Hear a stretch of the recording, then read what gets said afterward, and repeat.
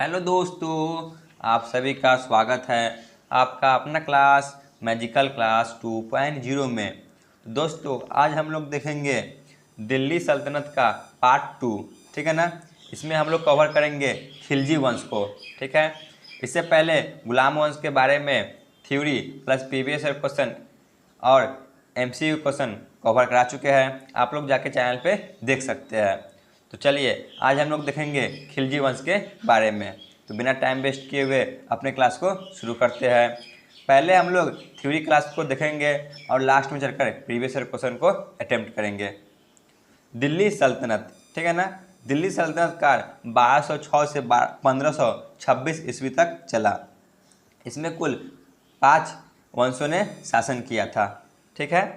यह लगभग 320 वर्षों तक चला। ठीक है, दिल्ली सल्तनत। आगे बढ़ते हैं। दिल्ली सल्तनत के राजवंश, सबसे पहले गुलाम वंश, फिर खिलजी वंश, फिर तुगलक वंश, फिर सैयद वंश, फिर लोधी वंश। ठीक है ना। यही 5 वंशों ने शासन किया था दिल्ली सल्तनत पे। तो गुलाम वंश के बारे में हम लोग पढ़ चुके हैं। आज हम लोग पढ़ेंगे खिलजी वंश के बारे में। ठीक है ना। इसके बारे में पढ़ना शुरू करते हैं। इनका शासनकाल 1290 से 1320 ईस्वी तक रहा। चलिए पढ़ते हैं। खिलजी वंश। खिलजी वंश की स्थापना जलालुद्दीन फिरोज खिलजी ने किया। ठीक है। जो जलालुद्दीन फिरोज खिलजी है, इन्होंने ही खिलजी वंश की स्थापना किया। दिल्ली सल्तनत में खिलजियों का शासनकाल सबसे कम समय तक रहा। जितने भी 5 वंश हुए, इन सभी में इनका शासनकाल मात्र 30 वर्षों तक रहा और सबसे कम रहा। ठीक है, आगे बढ़ते हैं। खिलजी वंश के महत्वपूर्ण शासक जो हुए उनके बारे में जान लेते हैं। इन्हीं के बारे में हम लोग को पढ़ना है। तो सबसे पहले जलालुद्दीन फिरोज खिलजी 1290 से 1296 ईस्वी तक रहे। फिर अलाउद्दीन खिलजी, इन्हीं के बारे में ज़्यादातर क्वेश्चन पूछे जाते हैं, 1296 से 1316 ईस्वी तक। फिर शिहाबुद्दीन खिलजी 1316 ईस्वी में। फिर कुतुबुद्दीन मुबारक खिलजी 1326 से 1320 ईस्वी तक। फिर नसरुद्दीन खुसरो 1320 ईस्वी तक। ठीक है ना। तो इनका शासनकाल मात्र 30 वर्षों तक रहा और उसमें से 20 वर्षों तक तो अलाउद्दीन खिलजी ने ही शासन किया। तो ज़्यादातर क्वेश्चन इन्हीं से बनते हैं, अलाउद्दीन खिलजी से। चलिए अपने क्लास को आगे बढ़ाते हैं। जलालुद्दीन फिरोज खिलजी, इनका शासनकाल 1290 से 1296 तक रहा। गुलाम वंश का अंतिम शासक, जो गुलाम वंश के अंतिम शासक थे, कैमुर्स की हत्या करके 13 जून 1290 ईस्वी को जलालुद्दीन फिरोज खिलजी ने खिलजी वंश की स्थापना की। जो गुलाम वंश के शमसुद्दीन कैमुर्स थे, इनकी हत्या जलालुद्दीन फिरोज खिलजी ने कर दी और इसी के साथ गुलाम वंश की अंत हो गया और खिलजी वंश का स्थापना जलालुद्दीन फिरोज खिलजी ने किया। ठीक है। जलालुद्दीन फिरोज खिलजी 70 वर्ष की अवस्था में दिल्ली के सिंहासन पर बैठे। जब वह 70 वर्ष के थे तब वह दिल्ली के सिंहासन पर बैठे। इसने किलोखरी को अपनी राजधानी बनाया। ठीक है। किसको राजधानी बनाया था? तो किलोखरी को। मोस्ट VVI ये क्वेश्चन पूछे ही जाते हैं। तो जलालुद्दीन फिरोज खिलजी ने किलोखरी को अपनी राजधानी बनाया था। जलालुद्दीन फिरोज खिलजी की हत्या 1296 ईस्वी में उसके भतीजा और दामाद अलाउद्दीन खिलजी ने कारा मानिकपुर में कर दी। जो जलालुद्दीन फिरोज खिलजी की भतीजा और दामाद थे अलाउद्दीन खिलजी, इन्होंने ही इसकी हत्या 1296 में कर दी, कारा मानिकपुर में। ठीक है, आगे बढ़ते हैं। तो अलाउद्दीन खिलजी के बारे में पढ़ना शुरू करते हैं, क्योंकि एग्जाम में अलाउद्दीन खिलजी से ही क्वेश्चन भर भर के पूछे जाते हैं। जलालुद्दीन खिलजी की हत्या 1296 ईस्वी में उसके भतीजा व दामाद अलाउद्दीन खिलजी ने कारा मानिकपुर में कर दी। ठीक है। जो उसका भतीजा था और दामाद, उसने कारा मानिकपुर में इसकी हत्या कर दी। तो 22 अक्टूबर 1296 ईस्वी में अलाउद्दीन खिलजी दिल्ली का सुल्तान बना। ठीक है। 1296 में जलालुद्दीन फिरोज खिलजी की हत्या कर दी। उसके बाद 22 अक्टूबर 1296 में ही अलाउद्दीन खिलजी दिल्ली का सुल्तान बना। अलाउद्दीन खिलजी के बचपन का नाम अली तथा गुलशास्प था। अलाउद्दीन खिलजी के बचपन का नाम क्या था? तो अली और गुलशास्प, ये दोनों उसके बचपन का नाम था। अलाउद्दीन खिलजी ने सेना को नकद वेतन देने तथा स्थायी सेना की नींव रखी। जो अलाउद्दीन खिलजी थे, इन्होंने सेना को नकद वेतन तथा स्थायी सेना रखने की नींव रखी थी। आगे बढ़ते हैं। दिल्ली के शासकों में अलाउद्दीन खिलजी के पास सबसे विशाल स्थायी सेना था, थी ना? ठीक है। दिल्ली के जितने भी शासक हुए उनमें सबसे विशाल स्थायी सेना अलाउद्दीन खिलजी के पास ही था।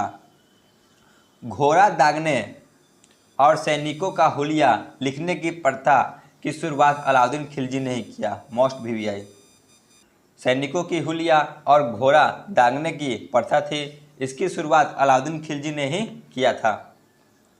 अलाउद्दीन खिलजी ने भू राजस्व की दर बढ़ाकर उपज का 1/2 भाग कर दिया। ठीक है, जो भू राजस्व था इसका दर बढ़ाकर 1/2 भाग कर दिया, यानी कि 50% कर दिया। इसने खम्स यानी कि लूट का माल में सुल्तान का हिस्सा 1/4 भाग के स्थान पे 3/4 भाग कर दिया। यानी कि पहले ये तो जो खम्स था लूट का माल वह 25% ही देना था, बाद में चलकर इसने 3/4 कर दिया, यानी कि अब वह सुल्तान को 75% भाग देगा और मात्र 25% भाग ही वह रखेगा। ठीक है ना? आगे बढ़ते हैं। अलाउद्दीन खिलजी के 4 प्रमुख सेनापति थे। ठीक है, चलिए जानते हैं कौन कौन थे। तो जफ़र खान, नूरसतन खान, उलुग खान और मलिक कफूर। ठीक है ना? ये 4 अलाउद्दीन खिलजी के प्रमुख सेनापति थे। अलाउद्दीन खिलजी ने मलिक काफूर को गुजरात से 1000 दिनार में खरीदा था। जो मलिक काफूर था इसके सेनापति, इसको अलाउद्दीन खिलजी ने 1000 दिनार में गुजरात से खरीदा था, इसलिए मलिक काफूर को 1000 दिनारी भी कहा आता है। ठीक है ना? तो लोग उसे प्यार से 1000 दिनार भी कहते थे। इसने व्यापारियों में बेईमानी रोकने के लिए कम तोड़ने वाले व्यक्ति के शरीर से मांस काट लेने का आदेश दिया। अलाउद्दीन खिलजी ने जो बाजार में बेईमानी चल रहा था, इसे रोकने के लिए जो व्यक्ति कम तौलेगा उसका शरीर का मांस काटने का आदेश दिया। ठीक है ना? आगे बढ़ते हैं। अलाउद्दीन खिलजी के अभियानों को 2 भागों में बांटा गया है। जो अलाउद्दीन खिलजी अभियान किए थे महत्वपूर्ण, उसको 2 भागों में बांटा गया है। अलाउद्दीन खिलजी के अभियान से क्वेश्चन जरूर पूछे जाते हैं, इसीलिए जितने भी अभियान महत्वपूर्ण हैं सभी को कवर किए हैं। तो इन्होंने 2 प्रकार के अभियान किए थे, पहला उत्तर भारत का अभियान और दूसरा दक्षिण भारत का अभियान। ठीक है ना? तो उत्तर भारत का अभियान को देखते हैं। उत्तर भारत अभियान में अलाउद्दीन खिलजी ने उत्तरी भारत के कई राज्यों को जीत लिया तथा जीते हुए राज्य को अपने साम्राज्य में मिला लिया था। ठीक है ना? उत्तर भारत में जो भी राज्य को इसने जीता सभी को अपने राज्य में मिला लिया। दक्षिण भारत में देखते हैं। तो दक्षिण भारत के राज्य को जीतकर भी अपने साम्राज्य में मिलाने की बजाय अपनी अधीनता स्वीकार करवाकर अपने अधीन शासन करने का अधिकार दिया। यानी कि दक्षिण भारत में वह राज्य जीत लेता था, लेकिन वह अपने राज्य में नहीं मिलता था। जो वहाँ के राजा थे उसी से वह शासन करवाते थे और इसके बदले में उन्हें कर देना पड़ता था। ठीक है ना? लेकिन उत्तर भारत में ऐसा नहीं था, वो जो भी राज्य को जीतते थे अपने साम्राज्य में मिला लेते थे। तो बढ़ते हैं आगे। जो भी महत्वपूर्ण अभियान हुए उनके बारे में जानते हैं। पहले उत्तर भारत अभियान के बारे में जानते हैं, जो सभी महत्वपूर्ण है उसी को कवर किए हैं। तो सबसे पहले गुजरात अभियान, जो कि 1299 में हुआ था।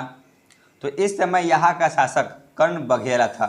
ठीक है, गुजरात अभियान किए थे तो यहाँ के शासक कर्ण बघेला था। यह बिना युद्ध किए ही भाग गया। ठीक ठीक है, जो कर्ण वगैरह था यह बिना किसी युद्ध के ही भाग गया। इस तरह गुजरात को दिल्ली सल्तनत में मिला लिया गया। जो गुजरात था इसे दिल्ली सल्तनत में अलाउद्दीन खिलजी ने मिला लिया। दूसरा अभियान देखते हैं, रणथंभौर विजय 1300 से 1301 ईस्वी तक चला। इस समय यहाँ का शासक हमीर देव था। हमीर देव के मंत्री रणमल के विश्वासघात के कारण 1301 ईस्वी में अलाउद्दीन खिलजी ने किले को जीत लिया। जो हमीर देव का मंत्री था रणमल, इसके विश्वासघात के कारण अलाउद्दीन खिलजी ने किले को जीत लिया 1301 ईस्वी में। ठीक है, आगे बढ़ते हैं। चित्तौड़ विजय के बारे में जानते हैं, ये मोस्ट VVI है। ठीक है ना, चित्तौड़ विजय यह 1303 ईस्वी में हुआ था। 1303 ईस्वी में चित्तौड़ अभियान अलाउद्दीन खिलजी ने रानी पद्मावती के लिए किया। जो रानी पद्मावती थी चित्तौड़ की रानी, इसके लिए किया था। तो यहाँ के राजा रतन सिंह को पराजित कर दिया था। ठीक है ना, जो यहाँ के राजा थे राजा रतन सिंह, इसको अलाउद्दीन खिलजी ने पराजित कर दिया। किंतु रानी पद्मावती ने चित्तौड़ की महिलाओं के साथ जौहर यानी कि आग में समाकर जान दे दी। ठीक है ना, जो यहाँ की रानी पद्मावती थी यह अन्य महिलाओं के साथ जौहर कर ली और आग में कूदकर अपने प्राण त्याग दी। ठीक है, चित्तौड़ से यही क्वेश्चन पूछे जाते हैं रानी पद्मावती के बारे में। आगे चलते हैं, मालवा विजय जानते हैं जो कि 1305 ईस्वी में हुआ था। इस समय यहाँ का शासक महलक देव था। जो महलक देव है वह यहाँ का शासक था। इस युद्ध में महलक देव पराजित हुआ। ठीक है ना, मालवा युद्ध में महलक देव पराजित हुआ और मालवा को भी दिल्ली सल्तनत में मिला लिया गया। ठीक है, आगे बढ़ते हैं। तो उत्तर भारत अभियान से हमें उतना को ही जानना था। अब दक्षिण भारत अभियान के बारे में जानते हैं। दक्षिण भारत अभियान का नेतृत्व मलिक काफूर ने किया। जो उसका सेनापति था अलाउद्दीन खिलजी के सेनापति जो मलिक काफूर थे, इन्होंने ही दक्षिण भारत के अभियान का नेतृत्व किया था। तो इसमें पहला अभियान था तेलंगाना अभियान जो कि 1309 से 1310 ईस्वी तक चला। इस समय तेलंगाना का शासक प्रताप रुद्रदेव द्वितीय था। ठीक है ना, जो रुद्रदेव द्वितीय था वह तेलंगाना का शासक था। यह युद्ध में पराजित होने के बाद सुल्तान के साथ अधीनता स्वीकार कर ली। ठीक है, यह युद्ध में पराजित हो जाता है तो उसके बाद यह सुल्तान के साथ अधीनता स्वीकार कर लेता है। आगे बढ़ते हैं। देवगिरी अभियान जो कि 1307 ईस्वी में हुआ था। ठीक है ना, तो इस समय यहाँ का शासक रामचंद्र देव था। जो रामचंद्र देव था वह यहाँ के शासक था। 1307 में मलिक काफूर ने देवगिरी पर आक्रमण किया। 1307 में ही मलिक काफूर ने देवगिरी पर आक्रमण किया था। रामचंद्र देव को परिवार सहित दिल्ली भेज दिया गया। तो वहाँ पर वह पराजित हो जाता है तो उसके परिवार सहित उसे दिल्ली भेज दिया जाता है रामचंद्र देव को। तो रामचंद्र देव यहाँ 6 महीने तक रहा। ठीक है, दिल्ली में वह 6 महीने तक रहता है और अपनी पुत्री का विवाह सुल्तान के साथ कर देता है। जो उसकी पुत्री होती है इसका विवाह अलाउद्दीन खिलजी के साथ कर देता है रामचंद्र देव। सुल्तान ने इसे 1 लाख स्वर्ण मुद्रा प्रदान की। जो रामचंद्र देव थे देवगिरी के शासक, इन्हें सुल्तान 1 लाख स्वर्ण मुद्रा प्रदान करते हैं और इसी के साथ सुल्तान इन्हें राय की उपाधि भी प्रदान करते हैं। ठीक है ना, जो राय की उपाधि है उसे भी प्रदान करते हैं रामचंद्र देव को। आगे बढ़ते हैं। होयसर राज्य पर आक्रमण। होयसर राज्य पर आक्रमण जो कि 1311 ईस्वी में हुआ था। तो इस समय यहाँ का शासक वीर बल्लाल देव तृतीय था। ठीक है ना, होयसर राज्य पर आक्रमण हुआ था तो वहाँ का शासक वीर बल्लाल देव तृतीय था। इसने भी युद्ध में पराजित होने के बाद अधीनता स्वीकार कर ली। युद्ध में यह पराजित हो जाता है तो इसने सुल्तान के साथ अधीनता स्वीकार कर ली। आगे देखते हैं। पांड्य राज्य पर आक्रमण जो कि 1311 ईस्वी में हुआ था। इस समय यहाँ का शासक वीर पांड्य था। ठीक है, जो वीर पांड्य है वह यहाँ का शासक था। इसकी राजधानी मदुरा थी। ठीक है, इसने अपनी राजधानी मदुरा को बनाया था। 1311 ईस्वी में मलिक काफूर ने मदुरा पर आक्रमण किया। जो मलिक काफूर थे अलाउद्दीन खिलजी के सेनापति, ठीक है ना, इसने 1311 ईस्वी में मदुरा पर आक्रमण किए, लेकिन जो वीर पांड्य यहाँ के शासक थे इसके हाथ नहीं लगा और यहाँ पर इसने भीषण लूटपाट किया। ठीक है, जो वीर पांड्य यहाँ के शासक थे ये तो हाथ नहीं लगे, लेकिन मलिक काफूर यहाँ पे बहुत ही ज़्यादा लूटपाट किए। तो दक्षिण भारत का यही एक राजा था जिसने अलाउद्दीन खिलजी की अधीनता स्वीकार नहीं की। ठीक है ना, मोस्ट VVI। जो वीर पांड्य थे ये एकमात्र राजा थे दक्षिण भारत के जिसने सुल्तान की अधीनता स्वीकार नहीं की थी। ठीक है, तो जितने भी अभियान हुए उन सभी को कवर कर लिए हैं। आगे बढ़ते हैं। अलाउद्दीन खिलजी के महत्वपूर्ण निर्माण, जो भी महत्वपूर्ण निर्माण किए हैं उनके बारे में जानते हैं। तो अलाई दरवाज़ा जो कि दिल्ली में स्थित है, सीरी का किला ये भी दिल्ली में है, और हजार खंबा महल ये भी दिल्ली में स्थित है। ये तीनों का निर्माण अलाउद्दीन खिलजी ने ही किया था। ठीक है, आगे चलते हैं। अलाई दरवाज़ा जो दिल्ली में स्थित है इसे इस्लामी वास्तुकला का रत्न कहा जाता है। ठीक है ना, अलाई दरवाज़ा को इस्लामी वास्तुकला का रत्न कहा जाता है। सिकंदर सानी की उपाधि से स्वयं को अलाउद्दीन खिलजी ने विभूषित किया था। जो सिकंदर सानी की उपाधि था इससे अलाउद्दीन खिलजी ने खुद को विभूषित किया था। अलाउद्दीन खिलजी ने मलिक याकूब को दीवाने रियासत नियुक्त किया था। जो मलिक याकूब थे इसे अलाउद्दीन खिलजी ने दीवाने रियासत नियुक्त किया। आगे चलते हैं। अलाउद्दीन खिलजी द्वारा लगाए जाने वाले 2 नवीन कर, इन्होंने 2 नवीन कर लगाए थे, इनके बारे में जानते हैं। पहला कर है चराई कर, दुधारू पशुओं पर लगाया जाता था। ठीक है ना, चराई कर जो कि दुधारू पशुओं पर लगाया जाता था। दूसरा गढ़ी कर, घरों एवं झोपड़ियों पर लगाया जाता था। ठीक है ना, यह कर घरों और झोपड़ी पर लगाया जाता था। अलाउद्दीन खिलजी ने 2 कर लगाए थे, चराई कर और गढ़ी कर। अलाउद्दीन खिलजी के शासनकाल में 1297 से 1306 ईस्वी तक मंगोल ने 6 बार आक्रमण किया। ठीक है, अलाउद्दीन खिलजी के शासनकाल में मंगोलों ने 6 बार आक्रमण किया, 1297 से 1306 तक।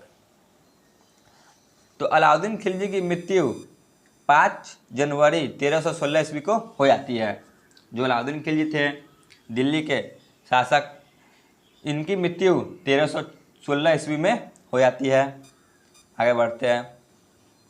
अलाउद्दीन खिलजी की मृत्यु के बाद मलिक काफूर ने उसके 6 वर्षीय पुत्र शिहाबुद्दीन खिलजी को सुल्तान बना दिया। जो अलाउद्दीन खिलजी का 6 वर्षीय पुत्र था शिहाबुद्दीन खिलजी, इसे मलिक काफूर ने सुल्तान बना दिया। ठीक है, और खुद ही उसके प्रति शासक बना रहा। जो 6 वर्षीय पुत्र था शिहाबुद्दीन, इसे सुल्तान बना दिया गया, इसीलिए इसका भागदौड़ मलिक काफूर ने ही संभाला और इसके प्रति शासक बना रहा।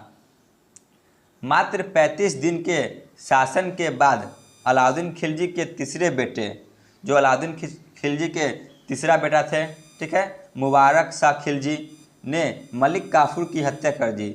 जो मलिक काफूर थे इसकी हत्या कर दी और शहाबुद्दीन को बंदी बनाकर उसकी भी हत्या कर दी और खुद शासक बन गया। ठीक है, मात्र 35 दिन का शासन शिहाबुद्दीन खिलजी किए। उसके बाद उसके तीसरे बेटे मुबारक शाह जो थे उन्होंने मलिक काफूर की हत्या कर दी और शहाबुद्दीन खिलजी को बंदी बना दिया और उसकी हत्या कर दी और दिल्ली सल्तनत पर यह खुद शासक बन गए। ठीक है, आगे बढ़ते हैं। तो मुबारक शाह के बारे में जानते हैं। कुतुबुद्दीन मुबारक खिलजी 1316 से 1320 ईस्वी तक सिंहासन पर बैठे रहे। कुतुबुद्दीन मुबारक खिलजी 1316 ईस्वी को दिल्ली के सिंहासन पर बैठा। ठीक है, जो कुतुबुद्दीन मुबारक खिलजी था वह 1316 ईस्वी को दिल्ली के सिंहासन पर बैठा, लेकिन इसका मानसिक संतुलन सही नहीं था, इसीलिए यह कभी कभी निर्वस्त्र भी आ जाता था। ठीक है, अपने राज दरबार में यह निर्वस्त्र भी आ जाता था, यानी कि बिना कपड़े के। मुबारक खिलजी कभी कभी राज दरबार में स्त्री का वस्त्र भी पहनकर आ जाता था। जो मुबारक खिलजी थे यह कभी कभी स्त्री का वस्त्र भी पहनकर आ जाते थे राज दरबार में। ठीक है ना।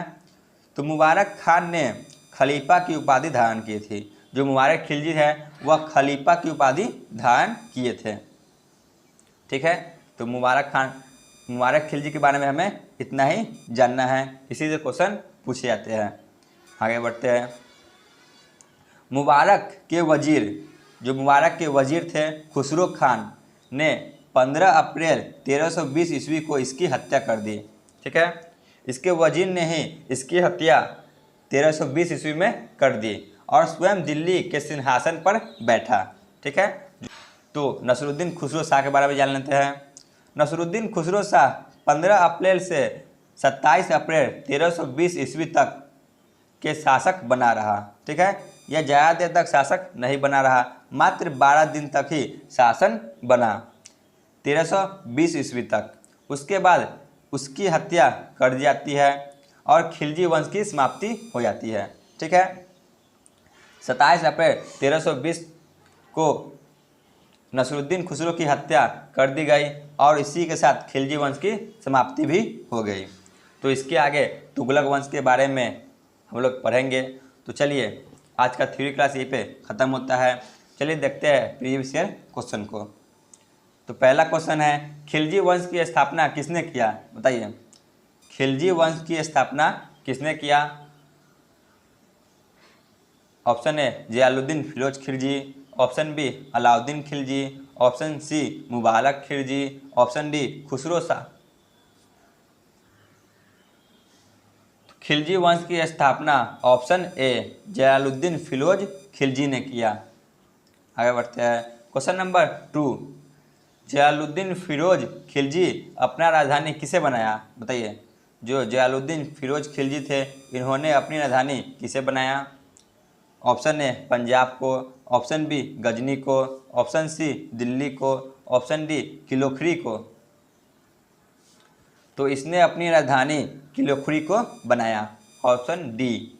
आगे बढ़ते हैं। क्वेश्चन नंबर 3, नकद वेतन तथा स्थायी सेना की स्थापना किसने की? बताइए, नकद वेतन और स्थायी सेना की स्थापना किसने किया था? Option A Jalaluddin Firoz Khilji, option B Alauddin Khilji, option C Mubarak Khilji, option D Khusro Shah. बताइए क्या होगा? नकद वेतन और स्थायी सेना की स्थापना किसने किया था? तो इसकी स्थापना अलाउद्दीन खिलजी ने किया था, ऑप्शन बी। ठीक है, आगे बढ़ते हैं। क्वेश्चन नंबर 4 पे आते हैं। दक्षिण भारत अभियान का नेतृत्व किसने किया? बताइए, दक्षिण भारत अभियान का नेतृत्व सुल्तान ने किसे दिया था? Option A Alauddin Khilji, option B Mubarak Khilji, option C Khusro Shah, option D Malik Kafur. दक्षिण भारत अभियान का नेतृत्व सुल्तान ने मलिक काफूर को दिया था। ठीक है ना, ऑप्शन डी। आगे बढ़ते हैं। क्वेश्चन नंबर 5 पे आते हैं। सीरी का किला का निर्माण किस शासक ने करवाया? बताइए, सीरी का जो किला है दिल्ली में स्थित, इसका निर्माण किस शासक ने करवाया? Option A Jalaluddin Firoz Khilji, option B Alauddin Khilji, option C Mubarak Khilji, option D Khusro Shah. तो सीरी का किला जो कि दिल्ली में स्थित है, इसका निर्माण अलाउद्दीन खिलजी ने ही करवाया था। आगे बढ़ते हैं। क्वेश्चन नंबर 6, सिकंदर ए सानी की उपाधि किसने धारण की? बताइए, सिकंदर ए सानी की उपाधि किसने धारण की थी? Option A Jalaluddin Firoz Khilji, option B Alauddin Khilji, option C Mubarak Khilji, option D Khusro Shah. तो सिकंदर सानी की उपाधि अलाउद्दीन खिलजी ने ही धारण की थी, ऑप्शन बी। आगे बढ़ते हैं। क्वेश्चन नंबर 7, अलाउद्दीन खिलजी की मृत्यु कब हुई? बताइए, अलाउद्दीन खिलजी की मृत्यु कब हुई? Option A 1296, option B 1294, option C 1316, option D 1298। तो अलाउद्दीन खिलजी की मृत्यु 1316 में हुई थी, ठीक है ना, 1316 ईस्वी में। थोड़ा मिस प्रिंटिंग हो गया, इसीलिए सही कर ले। आगे बढ़ते हैं। क्वेश्चन नंबर 8 पे आते हैं, जो कि आज का क्लास का अंतिम प्रश्न है। खिलजी वंश का अंतिम शासक कौन हुआ? बताइए, खिलजी राजवंश का अंतिम शासक कौन हुआ? Option A Jalaluddin Firoz Khilji, option B Alauddin Khilji, option C Mubarak Khilji, option D Khusro Shah. तो खिलजी वंश का अंतिम शासक खुसरो शाह हुए, ठीक है ना, ऑप्शन डी। तो आज का क्लास यहीं पे ख़त्म होता है। आप लोग नए हो तो चैनल को अवश्य सब्सक्राइब करें और अपने दोस्तों को भी शेयर करें, जिससे उन्हें मदद मिल सके। धन्यवाद।